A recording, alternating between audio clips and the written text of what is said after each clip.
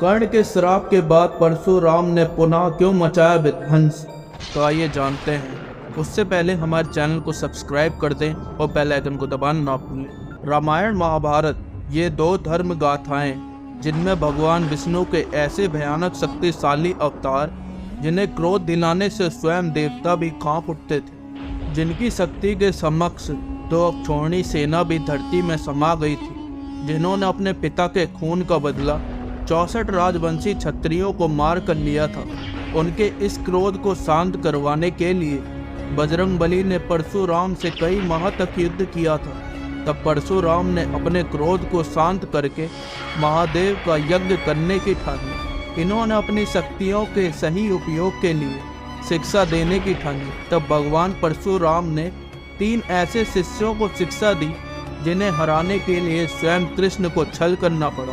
परशुराम के ऐसे दिग्विजय शिष्य यदि कृष्ण कुरुक्षेत्र में ना खड़े होते तो यह तीनों बिना किसी सेना के महाभारत युद्ध को मात्र 5 दिन में खत्म कर देते।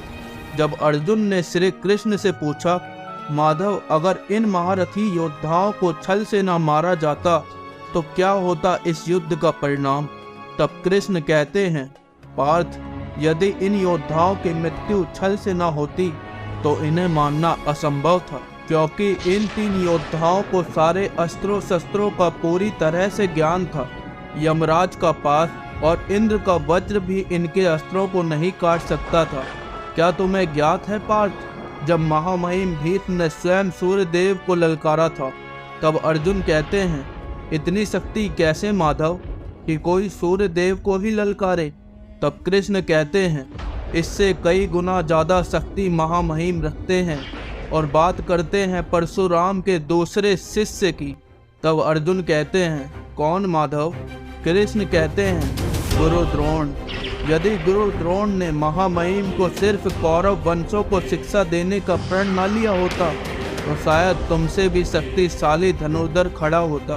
गुरु द्रोण के पास इतनी शक्ति है, यदि वह अपने धनुष को छोड़ के युद्ध करे तब भी वह तुम्हारी आधी सेना का विध्वंस कर देंगे। और बात करते हैं परशुराम के तीसरे और आखिरी शिष्य की, जो थे महारथी कर्ण।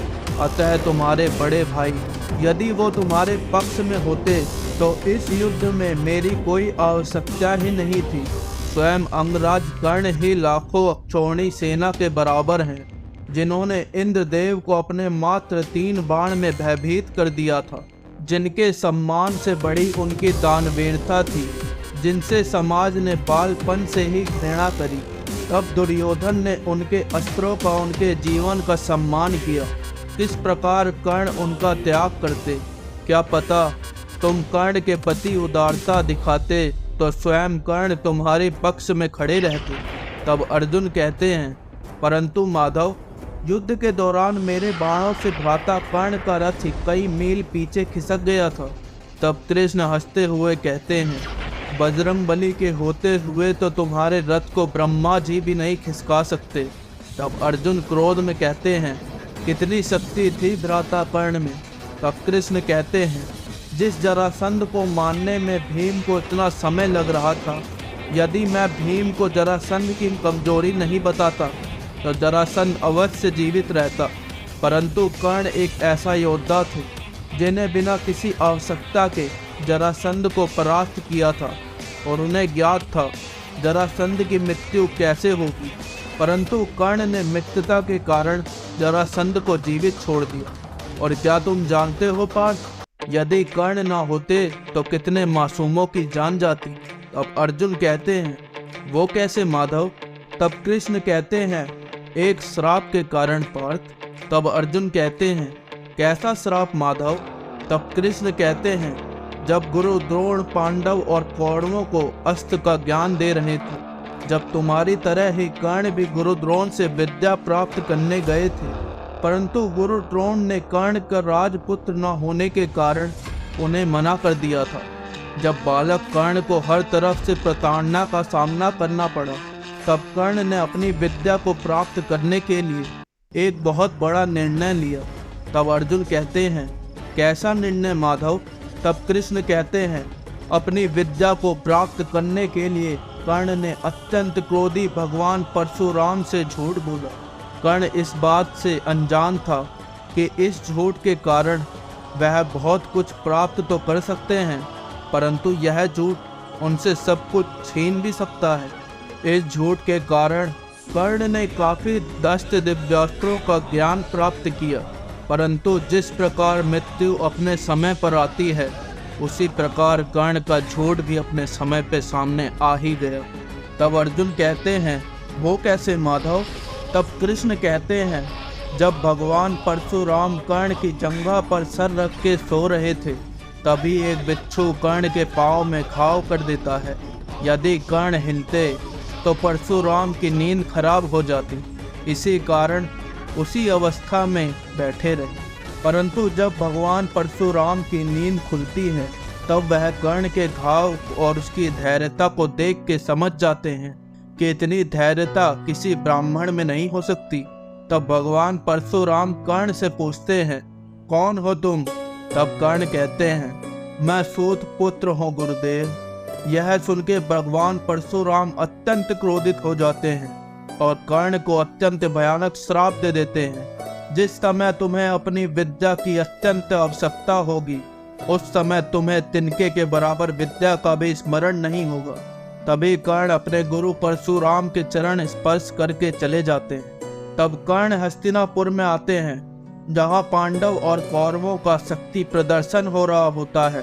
तब वहाँ कर्ण को पहला व्यक्ति ऐसा मिलता है जिसने उसे लोगों की लात प्रताड़ना के बाद भी अपना मित्र बनाया, यहाँ तक कि कर्ण को अपने हिस्से का राज्य भी उपहार स्वरूप दिया।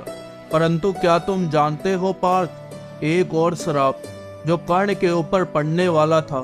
तब अर्जुन कहते हैं, कैसा श्राप माधव? तब कृष्ण बताते हैं, जब कर्ण अपने राज्य में गश्त लगा रहे थे, तभी कर्ण से घृणा करने वाले इंद्रदेव ने एक दैत्य को ऋषि मुनि की गाय चुराने को कहा। जब वह दैत्य उनके बछड़े को चुराने के लिए भागता है, तब ऋषि अपने बछड़े को वहां न देख के रोने लगते हैं। यह देख के कर्ण उनके पास जाते हैं। तब वह देखते हैं वह दैत्य उनके बछड़े के पीछे भाग रहा होता है। तब कर्ण अपना धनुष लेके उसके पीछे पीछे भागते हैं। तब जैसे वह बछड़े को मारने वाला होता है, तभी कर्ण अपना बाण छोड़ते हैं। कर्ण के बाण को आता देख वह अदृश्य हो जाता है, अतः वह बाण जाके उस बछड़े के लग जाता है और तभी वह ऋषि मुनि वह सब देख लेते हैं। अतः अपने गाय के बछड़े को मृत देख के क्रोध में कर्ण को श्राप दे देते हैं। जिस प्रकार मेरा बछड़ा हर तरह से असहाय होके मरा, उसी प्रकार तुम्हारी भी मृत्यु आएगी। यह सुन के कर्ण रोने लगते हैं। तभी यह बात परशुराम को पता चलती है, अतः वह क्रोध में कर्ण के पास आते हैं और कहते हैं, मैं पूरी सृष्टि को मनुष्य विहीन कर दूंगा। किसने मेरे शिष्य को इतना भयानक श्राप दिया? तब कर्ण कहते हैं, रहने दीजिए गुरुदेव, मुझे श्राप की आदत सी पड़ गई है। लगता है मेरा समक्ष जीवन श्रापित है। आपने भी तो क्रोध में मुझे श्राप दिया था। तब भगवान परशुराम भी अपने क्रोध को त्याग कर कर्ण को गले से लगा लेते हैं। हमारे ऐसे और फैक्ट जानने के लिए हमारे चैनल को सब्सक्राइब करें और बेल आइकन को दबाना ना भूलें।